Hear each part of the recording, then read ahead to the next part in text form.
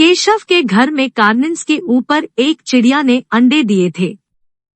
केशव और उसकी बहन श्यामा दोनों बड़े ध्यान से चिड़ियों को वहां आते जाते देखा करते। सवेरे दोनों आंखें मलते कार्निन्स के सामने पहुंच जाते और चिड़ा या चिड़िया दोनों को वहां बैठा पाते। उनको देखने में दोनों बच्चों को न मालूम क्या मजा मिलता, दूध और जलेबी की भी सुध न रहती थी। दोनों के दिल में तरह तरह के सवाल उठते। अंडे कितने बड़े होंगे? किस रंग के होंगे? कितने होंगे? क्या खाते होंगे? उनमें बच्चे किस तरह निकल आएंगे?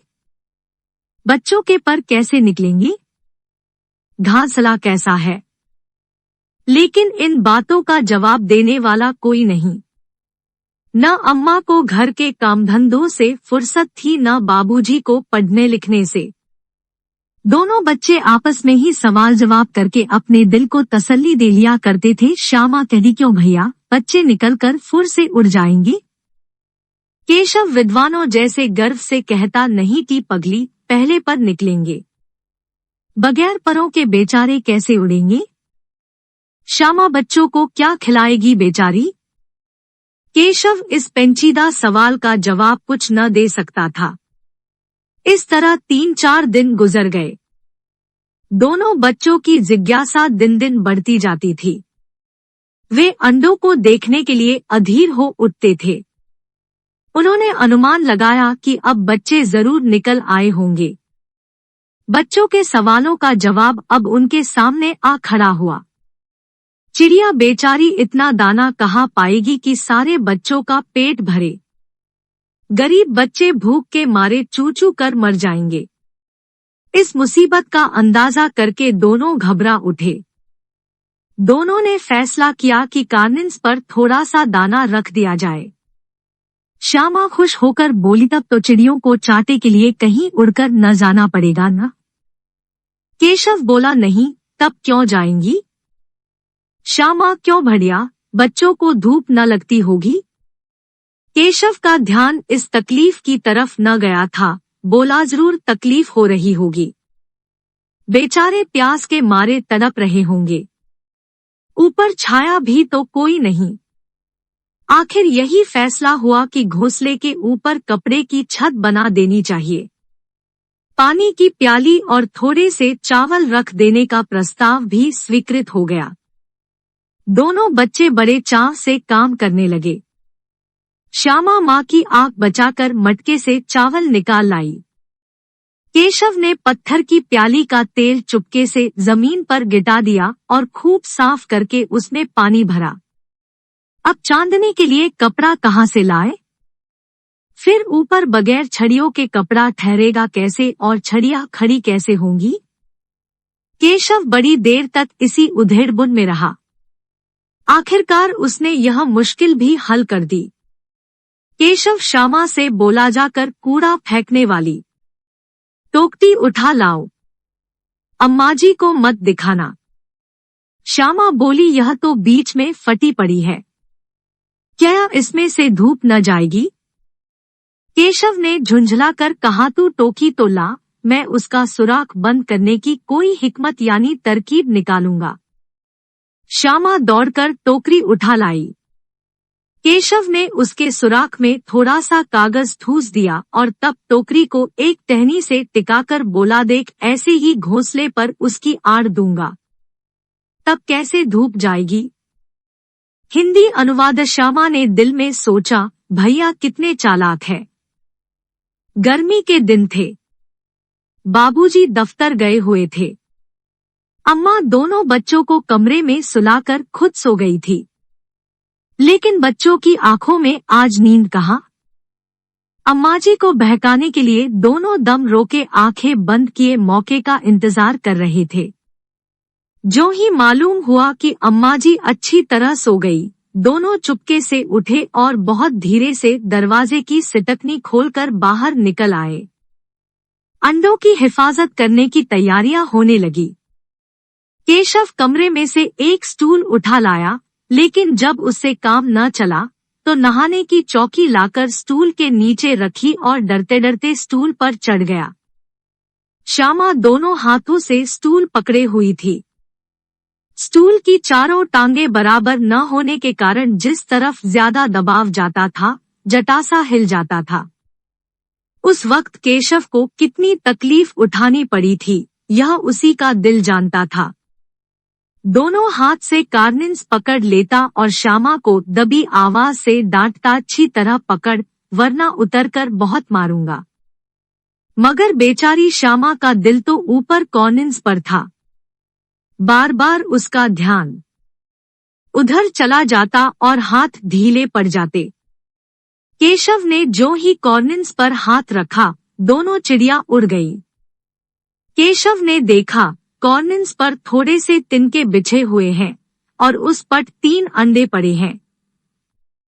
जैसे घोंसले उसने पेड़ों पर देखे थे, वैसा कोई घोंसला नहीं है।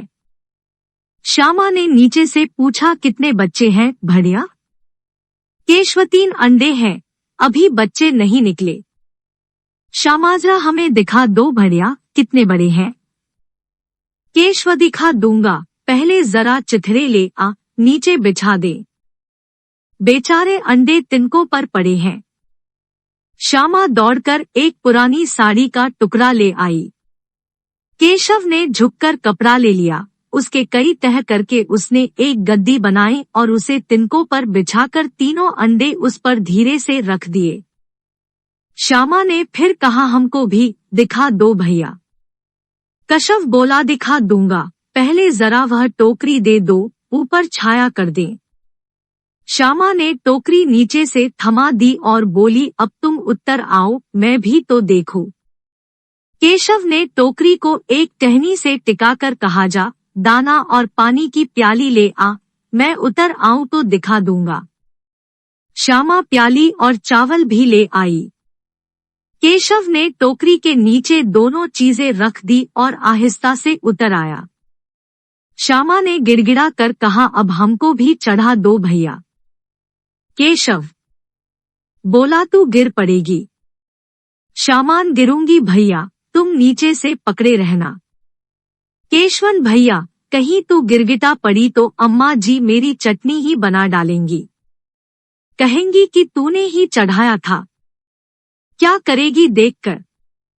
अब अंडे बड़े आराम से हैं, जब बच्चे निकलेंगे तो उनको पालेंगे। दोनों चिड़िया बार बार कार्निस पर आती थी और बगैर बैठे ही उड़ जाती थी।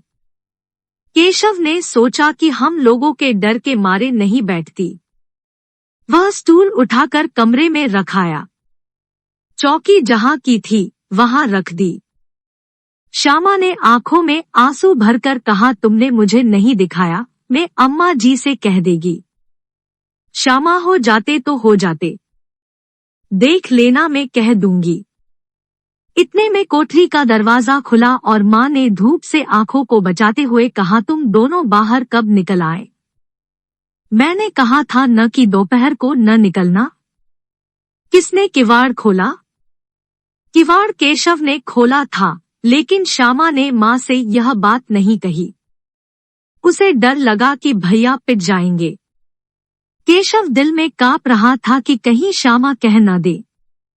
अंडे न दिखाए थे, इससे अब उसको श्यामा पर विश्वास न था।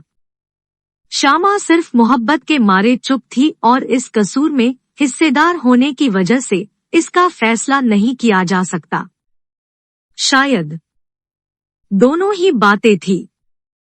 माँ ने दोनों को डांट पटकर फिर कमरे में बंद कर दिया और धीरे धीरे उन्हें पंखा झलने लगी। अभी सिर्फ 2 बजे थे। बाहर तेज लू चल रही थी। अब दोनों बच्चों को नींद आ गई थी। 4 बजे यकायक श्यामा की नींद खुली। किवाड़ खुले हुए थे। वह दौड़ी हुई कार्निस के पास आई और ऊपर की तरफ ताकने लगी। टोकरी का पता न था। संयोग से उसकी नजर नीचे गई और वह उल्टे पांव दौड़ती हुई कमरे में जाकर जोर से बोली, भैया अंडे तो नीचे पड़े हैं, बच्चे उड़ गए।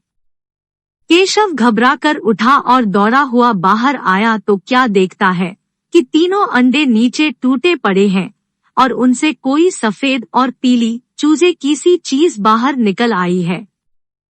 पानी की प्याली भी एक तरफ टूटी पड़ी है।